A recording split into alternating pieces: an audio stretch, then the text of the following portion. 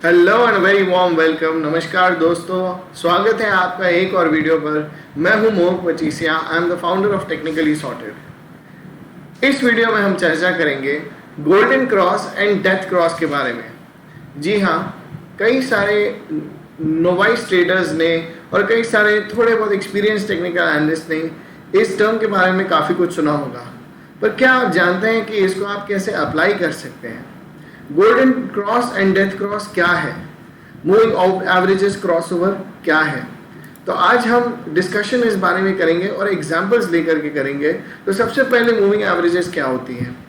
आपने कभी सुना होगा कि एक सिंपल मूविंग एवरेज होती है, एक एक्सपोनेंशियल मूविंग एवरेज होती है, और कई बार हम मूविंग एवरेज क्रॉसओवर्स का भी इस्तेमाल करते हैं। एक ट्रेंड इंडिकेटर है मूविंग एवरेज। इसमें कोई बहुत नई बात नहीं है।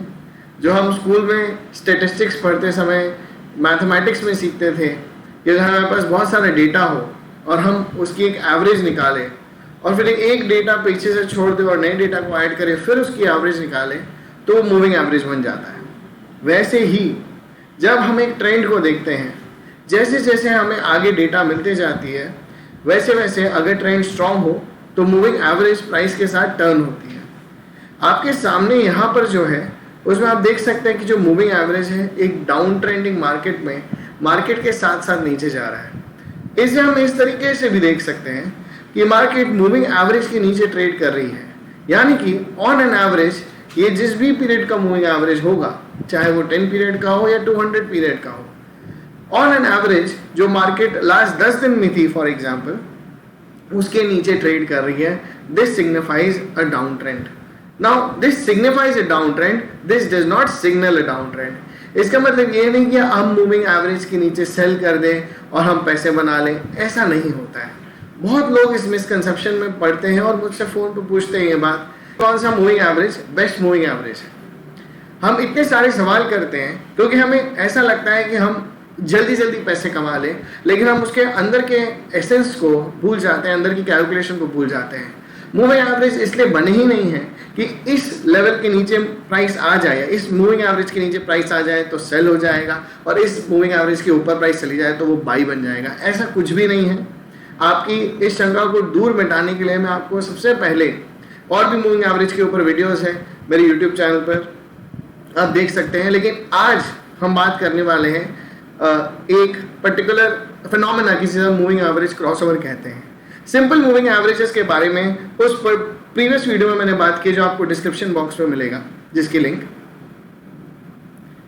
लिंक आपको डिस्क्रिप्शन बॉक्स में मिलेगी। और अभी जो मूविंग एवरेज क्रॉसओवर के बारे में हम बात कर रहे हैं, उसमें दो फिनोमेना होते हैं।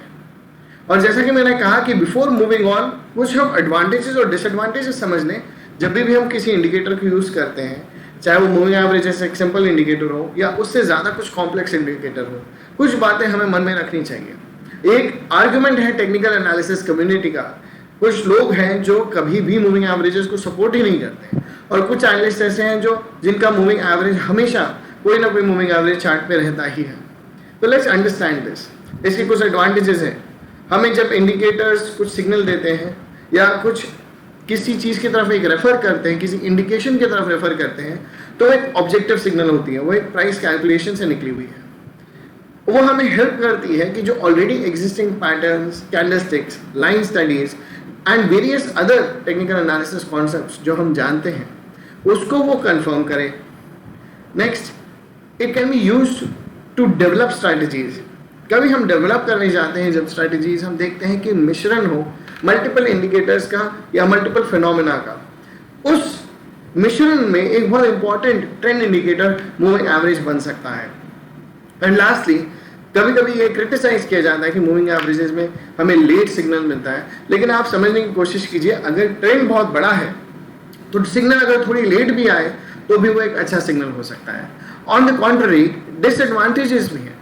सबसे पहले, जी हाँ, लेट सिग्नल तो होना ही है, क्योंकि कोई भी मूविंग एवरेज जितने ज़्यादा हायर पीरियड की मूविंग एवरेज हो, उसको टर्न होने में उतना टाइम लगेगा, प्राइस को उसको अप्रोच करने में या उससे दूर जाने में उतना ही टाइम लगेगा। तो ये एक बड़ा डिसएडवांटेज बन जाता है, क्योंकि हम चाहते हैं कि मार्केट में हमें बाई करना है तो लोएस्ट प्राइस में करें, सेल करना है तो हाईएस्ट प्राइस में करें। सेकेंडली, ये एक्यूरेसी प्रॉमिस नहीं करते। ये सिग्नल्स एक ऑब्जेक्टिव कैलकुलेशन से बने हैं, इसमें ऐसा नहीं है कि कुछ एक्यूरेट होना ज़रूरी ही है। तो इनकी जो प्रोबेबिलिटी है उसको हम हर मार्केट फेज में ट्रस्ट नहीं कर सकते।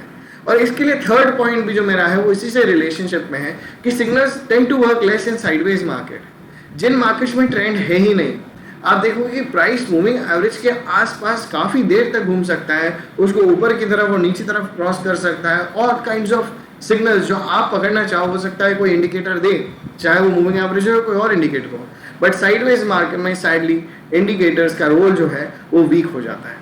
तो हम ये समझेंगे कि मूविंग एवरेजेस को ऐसे तरीके से अप्रोच करें कि हमारे एडवांटेज में चीज़ वर्कआउट हो। सबसे पहली बात, जो क्रॉसओवर्स की बात कही गई, उसमें कई तरीके के क्रॉसओवर्स हैं जो एक दो बहुत फेमस नाम है, golden crossover and death crossover. Okay, नाम से ही सुन के ऐसा लगता है कि गोल्डन क्रॉसओवर मतलब कुछ गोल्ड और कुछ positive, and death crossover means something ominous और डेंजरस।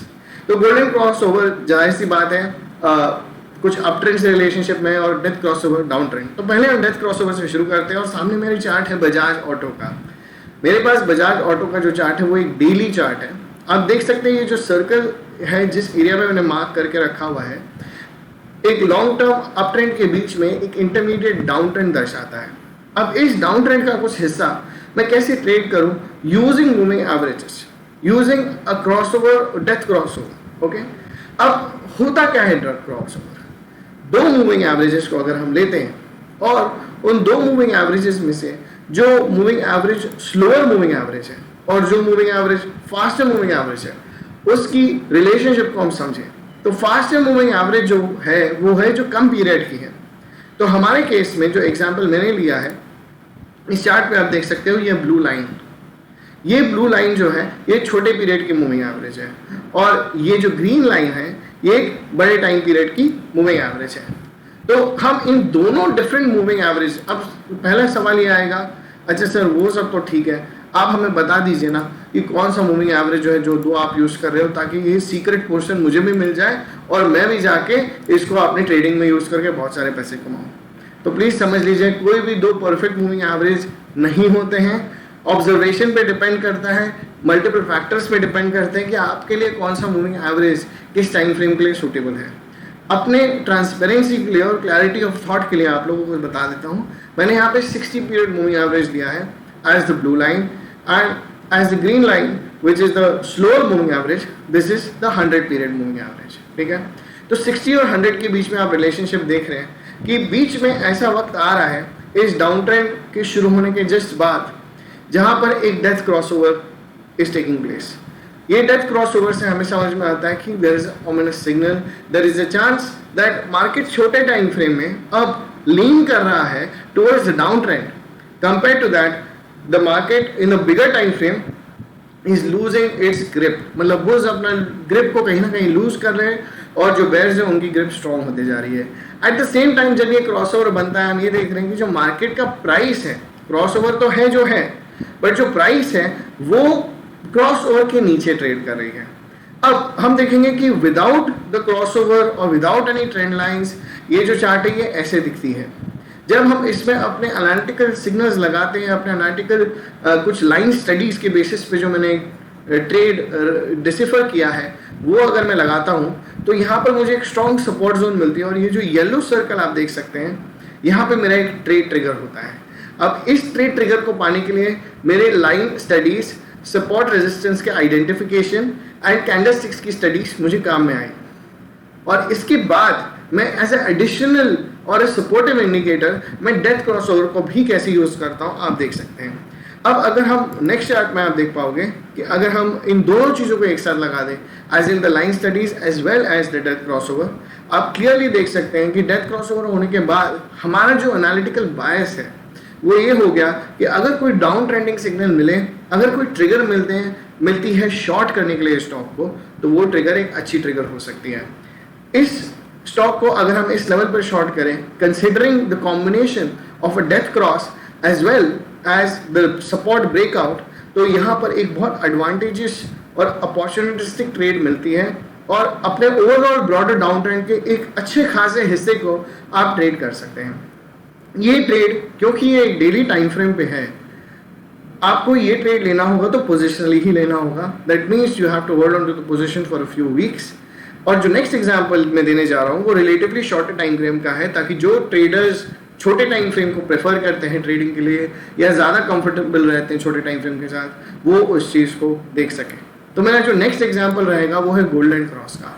गोल्डन क्रॉस का एग्जांपल है हमारे पास जो स्टॉक रिलायंस, उसके ऊपर यहाँ पर आप देख सकते हैं कि जब हम रिलायंस के स्टॉक पे आवरली चार्ट पर, आवरली चार्ट एक छोटा टाइम फ्रेम हो गया कंपेयर टू डेली चार्ट, इस पर हम वही ब्लू और ग्रीन लाइन जो मूविंग एवरेजेस के हैं, blue is a short term time frame moving average in the sense 60 period and green is the 100 period moving average। तो ब्लू जो है वो किस तरीके से अचानक से रिएक्ट करती है प्राइस पे, अचानक से प्राइस कैसे रिएक्ट करता है, और उस ब्लू लाइन को आप देख सकते हो कि कितना फास्ट वो ऊपर पहले मूव हो जाता है, टर्न हो जाता है जब यहाँ से मार्केट जो है नीचे से ऊपर आने लगे।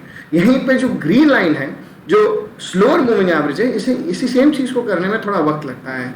यहाँ पर हम देख रहे हैं एक आइडियल क्रॉसओवर है और इस एरिया पे जो रिलायंस का मार्केट प्राइस है वो भी रेस्ट कर रहा है इस क्रॉसओवर के ऊपर। So again something similar to what we saw over there but on the bullish side, इसलिए हम इसे गोल्डन क्रॉसओवर कहते हैं। ओके, तो ये हमें एक क्लियर बायस मिल गया कि यहाँ पर the sustenance of the blue line above the green moving average is there and we have a successful golden cross. अब इस गोल्डन क्रॉस को सर ट्रेड कैसे किया जाए या इसको एनालिसिस में यूज कैसे किया जाए, तो ठीक जैसे हमने पहले किया था, हम कुछ और टेक्निकल फैक्टर्स यूज करेंगे और उन दोनों का मिश्रण करेंगे। अगर मैं लाइंस के बिना, अपने मूविंग एवरेजेस के बिना और इस ट्रेंड लाइन के साथ और अपने बाकी सपोर्ट रेजिस्टेंसेस के साथ रिलायंस के चार्ट को देखता हूं, तो मुझे एक ट्रेड ट्रिगर आती हुई दिख रही है somewhere around here at the break of this trend line. जब ये ट्रेंड लाइन जब ब्रेक होगी तो यहाँ पर एक एंट्री अपॉर्चुनिटी बनती है for short term traders. That means those traders who can trade intraday number 1 और they can trade for 2 to 3 days। Okay, तो 2 to 3 days या 4-5 days like less than a week would be considered as short term, और intraday trading की opportunity के लिए हम इस चीज को कंसिडर करेंगे, इस लाइन को एक सिग्निफिकेंट बुलिश सिग्नल की तरह कंसिडर करेंगे। ऑफ कोर्स कोई भी एनालिसिस जो है 100% फुल प्रूफ नहीं होती है, बट एक हाई प्रोबेबिलिटी एनालिसिस के लिए हम ये समझते हैं कि जितना स्ट्रॉन्ग कॉन्सेप्ट हमारा है जो प्ले आउट हो रहा है मार्केट में, वो हमें एक हाई प्रोबेबिलिटी सिग्नल देगा। तो अब हम देख रहे हैं कि रिलायंस में अगर मैं मूविंग एवरेजेस और ये ट्रेंड लाइन दोनों लगा दूं तो यहाँ पर मुझे एक आइडियल ट्रेड ट्रिगर मिल रहा है, जहां से इंट्राडे में तो रिलायंस का स्टॉक बहुत ही तेजी से ऊपर जा रहा है और नेक्स्ट फ्यू डेज में with a small correction in between overall एक अच्छे रेजिस्टेंस जोन की तरफ जाकर उसको टच कर रहा है। तो even though it is not a big trade as it was in case of Bajaj Auto, it is a short term trade which is in the case of Reliance and you can use golden cross in this case, moving averages crossovers in order to trade well। हमेशा याद रखिए दोस्तों कि आप जब भी trading करेंगे you have to use a mix of more than one indicator और more than one technical analysis variable. अगर आप सिर्फ एक चीज के बेसिस पे ट्रेड कर रहे हो तो उसके गलत होने की प्रोबेबिलिटी बहुत हाई है। अगर एटलीस्ट आप 2 या 3 चीज को मिलाओगे और सबसे आइडियल स्पेसेस में मिलाओगे, तब आपको उसमें बेटर ट्रेड्स मिलेंगे। जो भी एग्जाम्पल मैं अभी आपको दे रहा हूँ, इसमें मेरे इन दोनों चीज़ों के अलावा, जैसे ट्रेंड लाइंस और मूविंग एवरेज क्रॉसओवर के अलावा, और भी कुछ सटल फैक्टर्स जो कि कुछ ज़्यादा एडवांस लोगों को समझ में नहीं आएगा, तो मैं उतना ज़्यादा एक्सप्लेन डिटेल में नहीं जा रहा कर रहा हूँ। कुछ और सटल फैक्टर्स भी, एडिशनल फैक्टर्स भी प्ले आउट हो रहे हैं।